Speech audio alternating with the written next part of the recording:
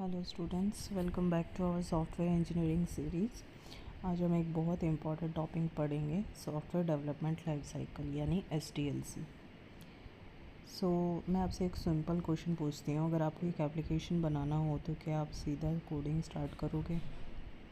नहीं करोगे, बिकॉज़ अगर आप ऐसा करते हो तो प्रोजेक्ट फेल हो सकता है, बग्स आ सकते हैं और क्लाइंट अनहैप्पी हो सकता है। इसी प्रॉब्लम को सॉल्व करने के लिए यूज़ होता है SDLC।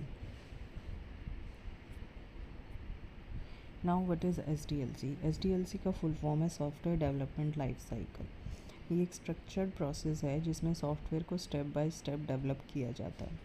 सिंपल लैंग्वेज में SDLC एक रोड मैप है सॉफ्टवेयर बनाने का। इसमें हम प्लानिंग करते हैं, डिज़ाइन बनाते हैं, कोडिंग करते हैं, टेस्टिंग करते हैं और मेंटेनेंस करते हैं। इसका गोल क्या है? SDLC का गोल होता है कि हम एक हाई क्वालिटी सॉफ्टवेयर को क्रिएट करें, उसमें कम एरर्स आए और यूज़र सेटिस्फेक्शन दे।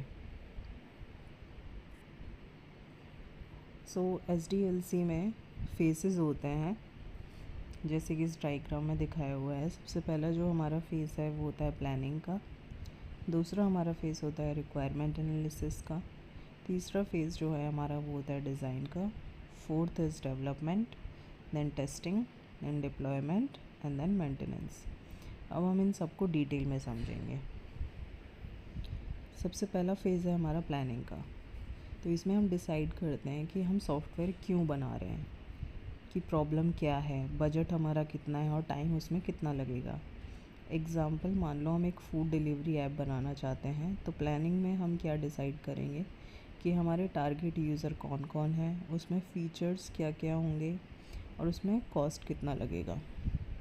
अगर प्लानिंग स्ट्रॉन्ग नहीं है तो प्रोजेक्ट हमारा फेल हो सकता है। कन्फ्यूजन होगा, टाइम वेस्ट होगा और प्रोजेक्ट हमारा फेल हो जाएगा अगर हम प्लानिंग नहीं करेंगे तो। Next is analysis phase. अब आता है हमारा रिक्वायरमेंट एनालिसिस। ये सबसे इम्पॉर्टेंट फेज़ होता है। इसमें हम समझते हैं कि यूज़र क्या चाहता है। एग्ज़ाम्पल के लिए फ़ूड एप्लीकेशन में यूज़र क्या चाहेगा? एक तो उसका लॉगिन सिस्टम होना चाहिए, उसमें फूड सर्च आनी चाहिए, ऑर्डर का ऑप्शन होना चाहिए, पेमेंट सिस्टम होना चाहिए। रॉन्ग रिक्वायरमेंट्स होंगी तो हमारा सॉफ्टवेयर भी जो होगा वो रॉन्ग बनेगा। अगर हमारे रिक्वायरमेंट गलत समझ लिया तो क्या होगा? उसमें क्या है, पूरा सॉफ्टवेयर ही हमारा यूज़लेस हो जाएगा। रिक्वायरमेंट एनालिसिस काफ़ी इम्पोर्टेंट फेज़ होता है। इसमें हम एनालिसिस करते हैं कि यूज़र क्या चाहता है। थर्ड फेज़ है हमारा डिज़ाइन फेज़। यहाँ हम सॉफ्टवेयर का ब्लूप्रिंट बनाते हैं। इसमें हम UI डिज़ाइन बनाते हैं, डेटाबेस डिज़ाइन बनाते हैं, सिस्टम का स्ट्रक्चर बनाते हैं। एग्ज़ाम्पल के लिए एप्लीकेशन का लेआउट कैसा होगा, उसमें बटन कहाँ पे होगा और वो डाटा कैसे स्टोर करेगा। तो ये जो आता है सारा, ये डिज़ाइन फेज़ में आता है। डिज़ाइन सॉफ्टवेयर का एक तरह से कह सकते हैं नक्शा होता है। Next is development phase. अब आता है डेवलपमेंट। यहाँ एक्चुअल कोडिंग हम करते हैं। इसमें डेवलपर्स जो होते हैं, एक हमारा होता है फ्रंट एंड डेवलपर, एक होता है back end developer. Front end वाले जो होते हैं वो फ्रंट एंड बनाते हैं, यानी कि उसका डिज़ाइन कैसा होगा वो डेवलप करते हैं, और जो बैक एंड होते हैं वो लॉजिकल, जो सॉफ्टवेयर में लॉजिक्स होते हैं उनको क्रिएट करते हैं और डेटाबेस को कनेक्ट करते हैं। एग्ज़ाम्पल के लिए HTML, CSS and JavaScript goes in front end and Java Python goes in back end। ये सबसे लॉन्गेस्ट फेज़ होता है, डेवलपमेंट फेज़ जो होता है हमारा।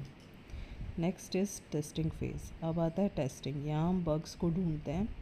एग्ज़ाम्पल, लॉगिन अगर हमारा काम नहीं कर रहा है, पेमेंट हमारा फेल हो रहा है, तो ये हम किस वजह से हो रहा है? ये हो रहा है बग्स की वजह से। तो इसमें हम टेस्टिंग फेज़ में हम देख रहे हैं कि कौन सी चीज़ काम नहीं कर रही है। इसमें हमारे कुछ टाइप्स होते हैं टेस्टिंग में के। एक तो होता है मैनुअल टेस्टिंग और दूसरा होता है ऑटोमेटेड टेस्टर। गोल हमारा क्या होता है टेस्टिंग का? टेस्टिंग हम इसलिए करते हैं ताकि हम एक एरर फ्री सॉफ्टवेयर बनवा सकें। Next is deployment phase. अब हमारा सॉफ्टवेयर रेडी हो गया है, हमने उसमें बग्स चेक कर लिए, डिज़ाइन रेडी कर लिया, रिक्वायरमेंट एनालिसिस कर ली, प्लानिंग कर ली उसकी। अब हमारा क्या है, इम्प्लीमेंटेशन भी हो गई, तो अब हमारा सॉफ्टवेयर रेडी है। अब हमें इसे डिप्लॉय करना है, यानी हमें इसको यूज़र को देना है। अब हमें अपने प्ले स्टोर पे इसे एप्लीकेशन को अपलोड करना है और वह हमारी जो वेबसाइट हमने क्रिएट करी है उसको हमें लाइव करना है। So this is deployment phase. Next is maintenance phase. Maintenance phase में क्या होता है, बग्स फिक्स होते हैं, अपडेट्स आते हैं, नए फीचर्स ऐड होते हैं।